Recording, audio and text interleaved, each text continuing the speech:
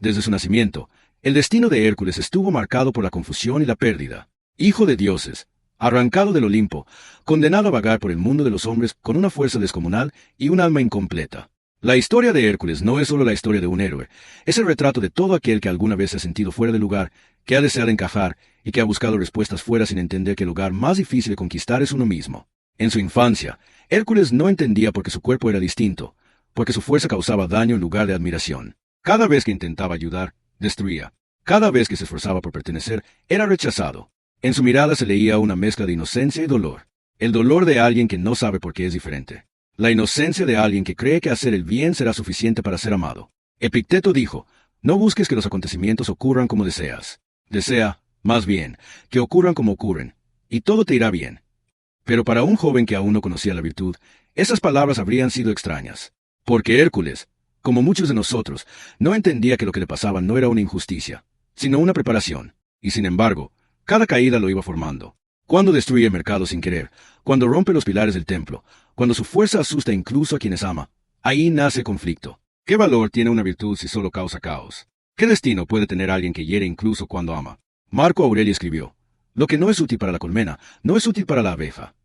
Y esa idea atormenta al joven Hércules. Si no es útil, ¿entonces qué es? ¿Está maldito? ¿Es un monstruo disfrazado de hombre?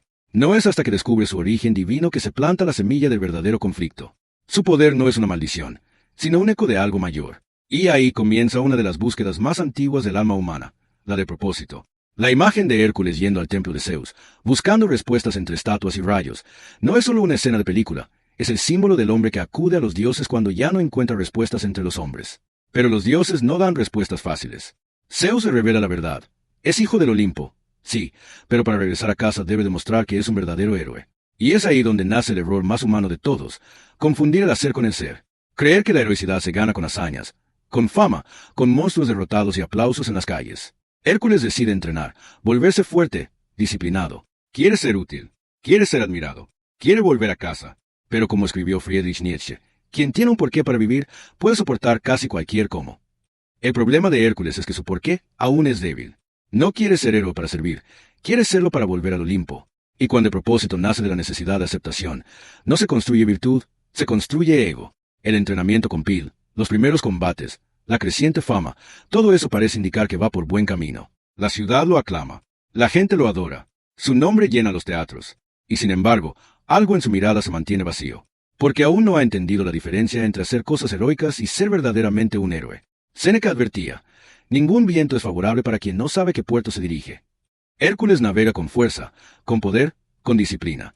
Pero su brújula interior aún apunta hacia el deseo de volver a donde cree que pertenece, no hacia el deseo de transformarse en quien realmente es. Cuando conocemos a Megara, se planta un nuevo dilema, el del amor como reflejo. En ella, Hércules ve una oportunidad de redención emocional. Alguien que no lo aplaude, que no lo adora, sino que lo desafía. Ella representa el mundo real, la contradicción, el dolor que no se resuelve con fuerza. En ella comienza el proceso de confrontación. Carl Jung escribió, lo que niegas, te somete. Lo que aceptas, te transforma. Hércules aún niega muchas cosas. Su vacío, su necesidad de ser aceptado, su dolor por haber sido abandonado. Pero Meg, sin quererlo, se convierte en el espejo que empieza a mostrarle su sombra. Y es aquí donde puede empezar a verse un patrón en su historia. Cada avance que hace en su camino exterior lo aleja un poco más de su centro interior. Es fuerte, es famoso, es aclamado, pero se siente más solo que nunca, porque aún no ha comprendido lo esencial. Que la virtud no está en cómo te ven, sino en quién eres cuando nadie te mira. La filosofía estoica insiste en que el bien está en la intención, no en el resultado. Que el sabio no actúa por recompensa, sino porque actuar bien ya es la recompensa. Pero Hércules aún vive en la lógica de premio, y eso lo hace vulnerable. Su mayor error, hasta ahora, no ha sido golpear demasiado fuerte ni destruir un templo. Su error ha sido creer que puede conquistar su camino sin conquistar primero su alma. Zenón de Sitio, el fundador del estoicismo, enseñaba que el hombre sabio es aquel que vive de acuerdo con la naturaleza. Y para Hércules, eso implica un camino mucho más difícil que matar monstruos.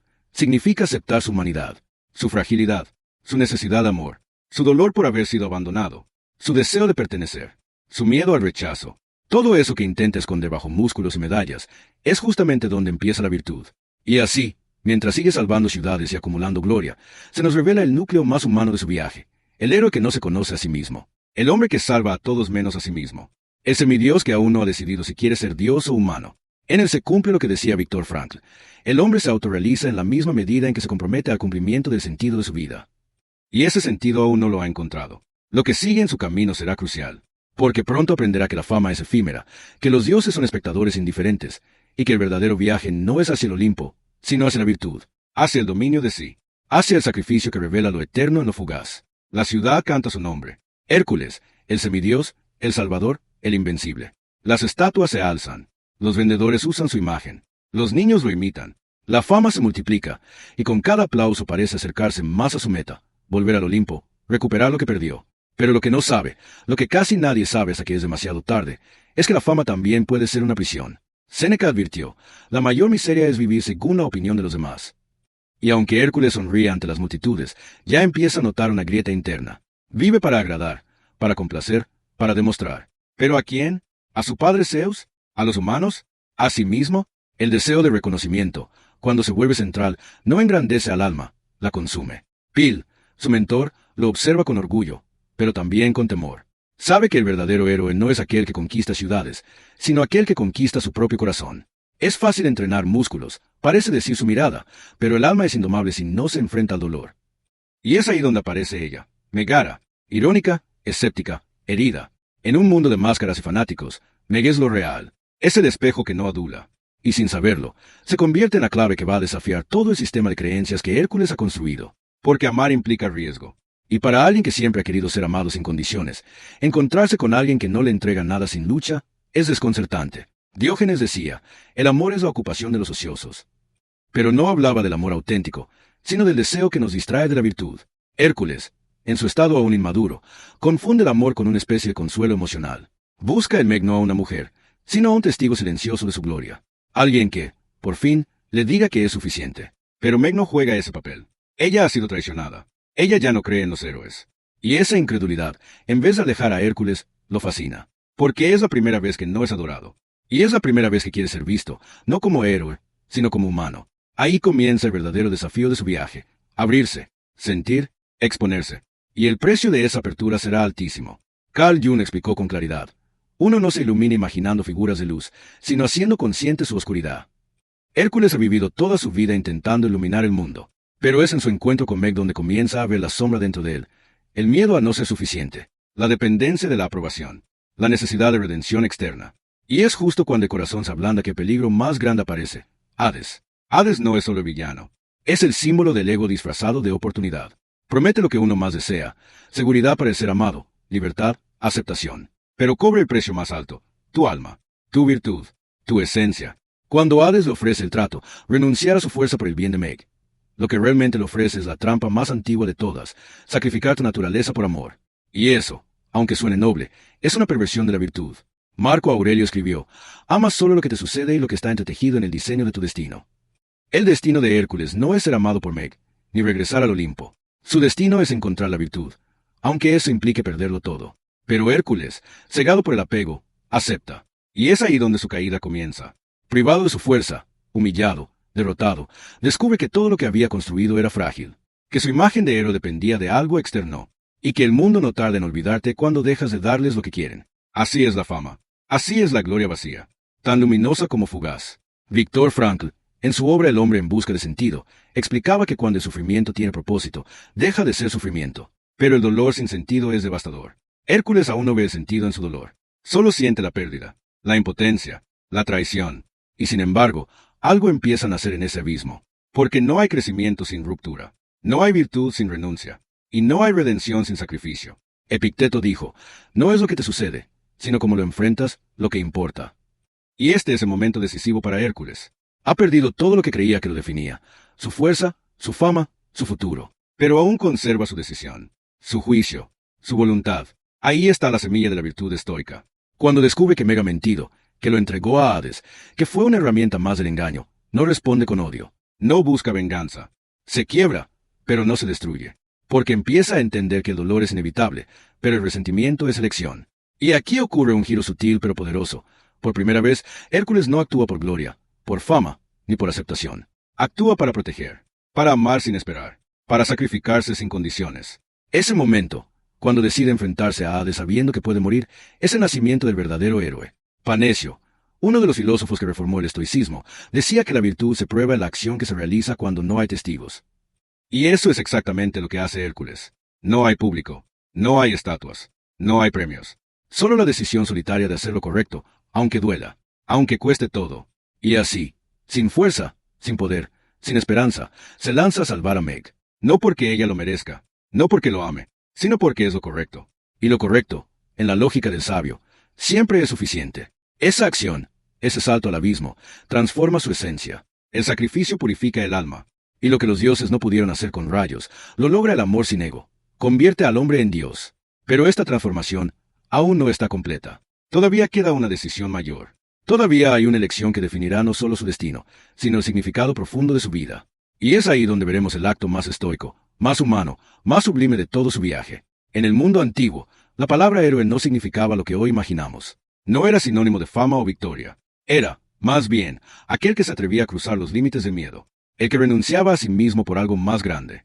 Y en este punto del viaje de Hércules, la historia deja de ser una aventura para convertirse en un acto de renuncia. Ya no hay multitudes, ya no hay contratos ni halagos. Lo que queda es una elección, brutal y silenciosa, entregarse por completo. Cuando Megara muere, o más bien, cuando su vida comienza a desvanecerse, algo se rompe dentro de él. Pero no es la desesperación lo que lo mueve, es la claridad. Por primera vez en toda su vida, Hércules sabe exactamente lo que debe hacer. Y lo hace sin quejarse, sin miedo, sin buscar una recompensa. Entra al inframundo, y al hacerlo, se enfrenta a su sombra final, la muerte. La escena no necesita grandes palabras.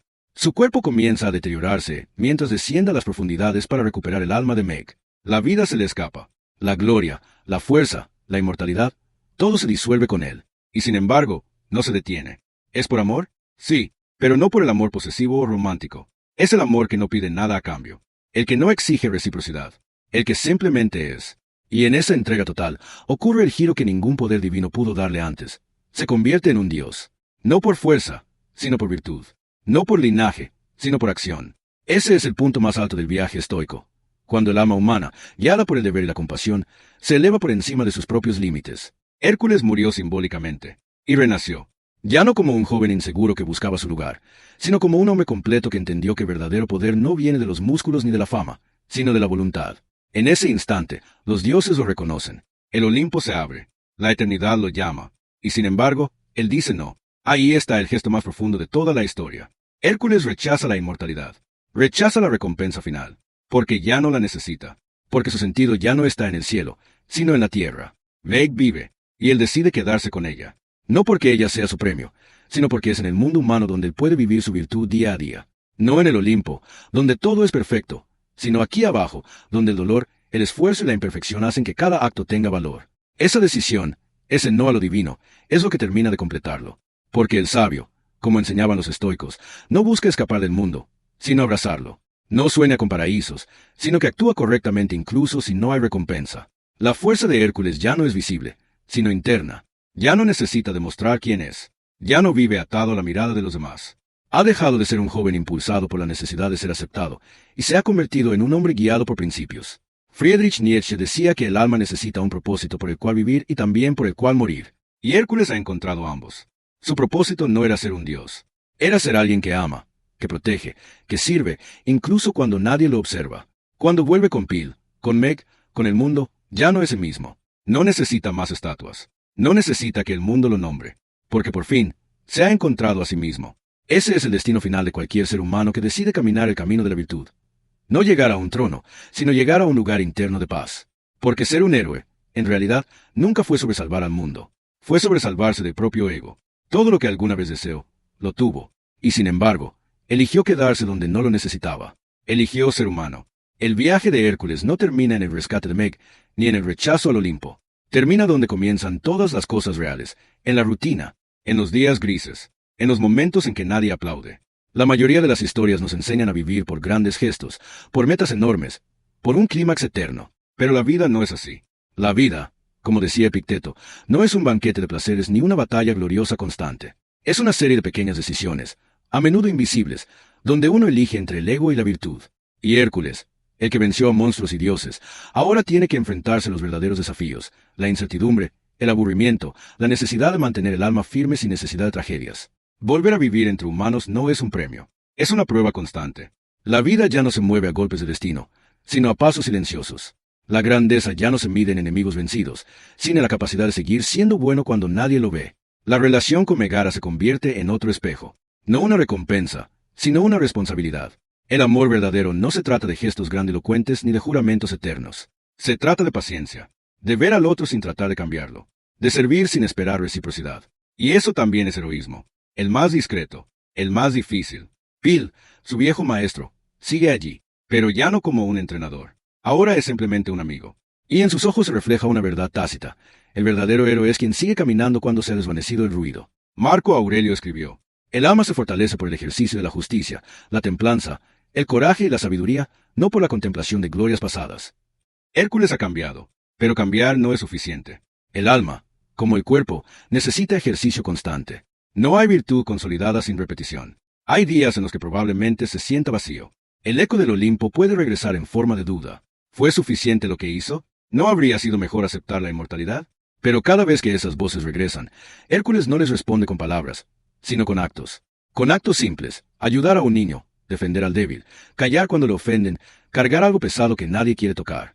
Porque entendió que la virtud no necesita grandes escenarios. La virtud, como decía Cleantes, es vivir en armonía con la naturaleza, lo que en el caso del hombre significa vivir en armonía con la razón, con el deber, con el corazón. Lo interesante es que nadie celebra esos gestos. Ya no hay estatuas, ni mercados llenos de mercancías con su nombre. Ahora solo hay vida.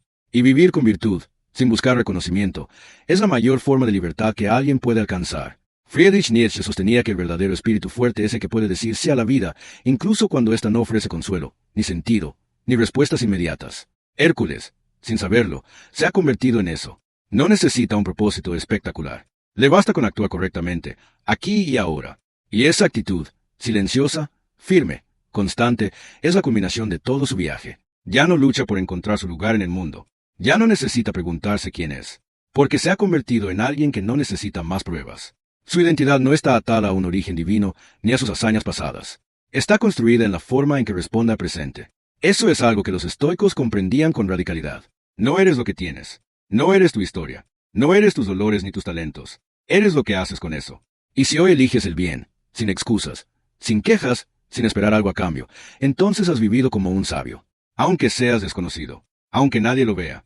Ese es el legado silencioso de Hércules. No su fuerza, no sus hazañas, sino su decisión de vivir con integridad, sin importar el escenario. Y así, mientras la vida continúa, él sigue allí, no como un dios lejano, sino como un hombre entre los hombres. Un hombre que, al final de todo, eligió amar, elegir, actuar, no para ser recordado, sino porque era lo correcto. Ser fuerte no es lo mismo que estar completo.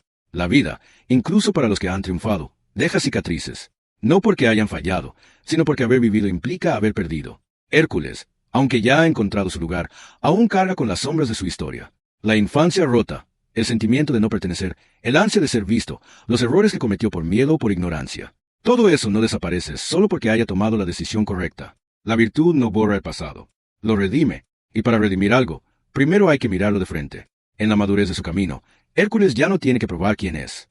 Pero ahora debe hacer algo aún más difícil: reconciliarse con lo que fue. Volver, mentalmente, a ese niño torpe, incomprendido, rechazado por el pueblo. A ese joven que gritaba al cielo por no entender por qué era diferente. Volver no para castigarse, sino para abrazarse. Carl Jung escribió: no te conviertes en iluminado imaginando figuras de luz, sino haciendo consciente la oscuridad. La sombra del héroe no es el villano, es el niño herido que lleva dentro. El que quiso ser querido por lo que hacía, el que confundió valor con aplauso, el que creyó que merecer amor era lo mismo que merecer fama. En este punto de su historia, Hércules ya no tiene monstruos delante, solo tiene a sí mismo. Y ese es el combate más profundo. ¿Puede perdonarse? ¿Puede ver su ingenuidad sin vergüenza? ¿Puede mirar al pasado sin odio, sin culpa, sin nostalgia enfermiza? Los estoicos no promovían la negación del pasado. Lo contrario. Marco Aurelio decía que uno debe recordar todo como si fuera ajeno. Cada cosa que ocurre, ocurrió porque tenía que ocurrir. Y nada de lo que sucede escapa al orden de la razón universal. Hércules comienza a entender que no fue un error ser rechazado, ser diferente, sufrir por no encajar. Todo eso fue necesario. No para justificar el dolor, sino para hacer visible que no se necesita aprobación para vivir con dignidad. Pero esa comprensión no llega de golpe. A veces vuelve el silencio del pasado. La imagen de Zeus que no conoció en su infancia. La sensación de no haber sido suficiente para quienes lo criaron, pese a haber dado todo. La culpa por haber querido ser más de lo que era, como si su existencia humana no bastara. Y es en esos momentos, no en las batallas, donde el héroe se define. Porque no hay honor en negar lo que uno siente. Pero sí hay virtud en decidir qué hacer con eso. Séneca decía, el sabio no está libre de pasiones, pero las domina. Así, Hércules no niega su tristeza, la contempla, no reprime la melancolía, la transforma, porque aprendió que la fuerza verdadera no es no sentir, sino no ser arrastrado por lo que se siente. Viktor Frankl, sobreviviente del horror más inhumano, escribió, cuando ya no podemos cambiar una situación, tenemos el desafío de cambiarnos a nosotros mismos. Y es justo eso lo que hace Hércules. Acepta que no puede borrar su historia, pero puede vivir de tal forma que su pasado no sea una herida abierta, sino una raíz firme. Su dolor ya no lo define, lo humaniza. No necesita explicaciones divinas para entender su camino. Sabe que el sufrimiento que vivió le dio la profundidad para poder amar sin miedo, actuar sin soberbia y servir sin pedir nada a cambio. No idealiza su historia, pero tampoco la desprecia, porque entendió que todo ser humano tiene un lugar entre la luz y la sombra, y que solo quien acepta ambas puede caminar sin tambalearse. Esta es una enseñanza que puede cambiar la vida del espectador. No necesitas haber sido perfecto, no necesitas que todo haya salido bien. Solo necesitas mirar tu historia con verdad, y desde ahí, construirte cada día. Hércules no olvida, pero ya no necesita redimirse ante nadie, y por eso, puede ser libre. Libre para reír, amar, fallar, ayudar. Libre para vivir sin escudos, sin máscara, sin la carga de tener que ser más de lo que ya es. Esa es la libertad estoica. No la de quien no sufre, sino la de quien sufre con sentido. No la de quien es invencible, sino la de quien ha aprendido que, incluso roto, puede elegir ser virtuoso. Y así, el viaje continúa, sin fuegos artificiales, pero con una paz que solo conoce quien ya no huye de sí mismo. El verdadero héroe no es aquel de que todos hablan, sino aquel que, cuando nadie lo ve, sigue haciendo el bien. Hércules, lejos ya de los escenarios, vive entre los hombres como uno más. No porque haya caído, sino porque eligió lo que muchos no se atreven a elegir, una vida ordinaria con alma extraordinaria. No quiere discípulos, no predica, no exige que lo sigan. Simplemente vive, como decía Epicteto, como si el universo te observara, aunque nadie lo haga. Esa forma de estar en el mundo, sin gritarlo, sin demostrarlo, sin necesitar validación, es la expresión más elevada de la virtud. Y eso, aunque no lo parezca, deja una huella mucho más profunda que cualquier estatua. Porque la gente observa. Los niños lo ven ayudar sin esperar nada. Los ancianos lo ven callar en vez de humillar. Los amigos lo ven escuchar en vez de presumir. Y todo eso, sin decir una palabra, empieza a transformar su entorno. Como enseñaba Posidonio, la virtud es contagiosa para el alma despierta. No porque convenza, sino porque irradia. No porque imponga, sino porque inspira. Muchos hoy piensan que cambiar el mundo implica hacerlo todo, decirlo todo, corregirlo todo. Pero Hércules, con su ejemplo, enseña lo contrario. Cambiar el mundo empieza por ser bueno uno mismo. Y si no puedes cambiar el mundo, entonces al menos no lo empeores. Friedrich Nietzsche escribió en Así habló Zaratustra. El que no puede mandar sobre sí mismo debe obedecer. Y muchos han aprendido a obedecer, pero no a gobernarse. Hércules aprendió a gobernarse. Ya no actúa por reacción, sino por principios. Ya no necesita que el mundo lo apruebe, porque se aprueba a sí mismo desde la honestidad. Y eso, en silencio, construye su legado. Uno que no está en canciones ni en gestas, sino en los gestos. En cómo trata a Meg cuando nadie mira. En cómo se detiene a ayudar al que lo ofende.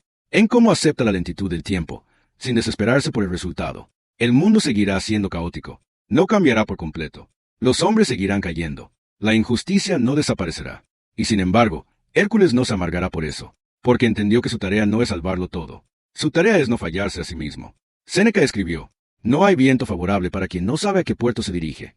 Y Hércules ya no busca fama, ni venganza, ni redención. Solo busca vivir en paz con su conciencia. Ese es su puerto. Y hacia allí navega, incluso en medio de tormentas que ya no lo asustan. Hay algo profundamente estoico en esta actitud. La comprensión de que el bien es su propia recompensa. De que no hace falta que te aplaudan para hacer lo correcto. De que no necesitas ganar para ser íntegro. De que puedes vivir para adentro, y aún así, afectar al mundo de forma más profunda que aquellos que gritan desde los tejados. Porque el que vive bien, aún en lo invisible, cambia lo esencial. Y eso es lo que hace Hércules. En esta etapa de su vida, ya no busca sentido. Ahora lo encarna. Y por eso no se cansa. No porque no duela, sino porque ya no espera que no duela. Su fortaleza no está en su cuerpo. Está en su espíritu entrenado para aceptar lo inevitable y elegir lo correcto. Diógenes el cínico vivía sin nada, pero afirmaba tenerlo todo. ¿Por qué? Porque no dependía de nada. Hércules, sin llegar a ese extremo, ha aprendido algo similar. Ya no se aferra a las cosas. No necesita títulos. No necesita victorias. No necesita tener razón. Solo necesita saber que lo que hace es justo. Y esa serenidad, esa firmeza sin dureza, es su mayor victoria. Mucho más que vencer a la hidra o desafiar al inframundo. Porque el mundo está lleno de héroes que luchan una vez. Pero pocos son los que permanecen firmes cada día, cuando nadie los mira, cuando todo cansa, cuando nadie agradece. Y aún así, siguen. Hércules, ahora, es uno de ellos. No porque lo diga un dios, sino porque lo confirma su forma de vivir. En una sociedad donde muchos quieren ser virales, Hércules eligió ser virtuoso. Donde todos quieren destacar, él eligió servir. Donde el ruido es constante, él eligió el silencio del deber cumplido. Ese es su legado. Invisible, silencioso, inmenso. El relato de Hércules, como todo mito que perdura, no tiene valor por sus monstruos ni por sus dioses. Tiene valor porque muestra algo que sigue siendo cierto hoy, milenios después, que el mayor combate no está afuera, sino dentro. La vida te va a pedir cosas que no entiendes. Te va a poner en situaciones injustas. Te hará sentir, a veces, como un error que camina, como alguien que no pertenece a ningún lugar. Así se sintió Hércules. Así se ha sentido todo ser humano que ha mirado hacia adentro con honestidad. Pero el camino no es volverse fuerte para vengarse del mundo, ni fingir que todo está bien, ni buscar una grandeza superficial que compense los vacíos. El camino es más lento, más discreto, más exigente. El camino es vivir con virtud, aunque nadie te premie por eso. Porque en este mundo donde todos quieren ser especiales, pocos recuerdan lo que dijo Epicteto. No busques que los acontecimientos ocurran como tú deseas, desea que ocurran como ocurren, y todo irá bien. Hércules no se hizo sabio por vencer monstruos. Se hizo sabio cuando dejó de huir de sí mismo. Cuando se quedó en la tierra con los mortales, no por resignación, sino por amor. Porque entendió que la vida virtuosa no está en otro plano, sino aquí, entre lo cotidiano. Eso te toca a ti ahora. Quizás no tendrás la fuerza de Hércules, pero sí puedes tener su humildad, su paciencia, su coraje para fallar y volver a levantarte sin odio, su capacidad para hacer el bien sin ruido. La verdadera transformación, como decía Séneca, no consiste en abandonar el mundo, sino en abandonarse a uno mismo cuando no se vive con razón. Cada vez que eliges la templanza en vez del exceso, cada vez que dices la verdad cuando sería más fácil mentir, cada vez que ayudas sin necesidad de reconocimiento, estás siendo héroe, no en el sentido mítico, sino en el único que importa. Estás construyendo un alma firme. Friedrich Nietzsche hablaba del eterno retorno, de vivir como si todo se repitiera una y otra vez, eternamente, y preguntaba, ¿querrías vivir esta misma vida una y otra vez por toda la eternidad? Si la respuesta es no, algo hay que cambiar, no en lo externo, sino en lo interno, en cómo vives, en cómo decides, en cómo te haces cargo, incluso de lo que no elegiste. Hércules no tuvo control sobre su origen, pero sí sobre su destino, y no lo eligió en el cielo, sino en la tierra, entre dolores reales, con errores reales, con amor real. Ese es el único heroísmo que perdura. No te pido que seas perfecto. Nadie lo es. Tampoco que seas imbatible. Eso es imposible. Solo te invito a algo más difícil. A no rendirte en la tarea de ser mejor. Aunque el mundo no te lo pida. Aunque nadie lo vea. Aunque a veces fracases. Porque cuando eliges la virtud, no importa lo que pierdas. Ya has ganado.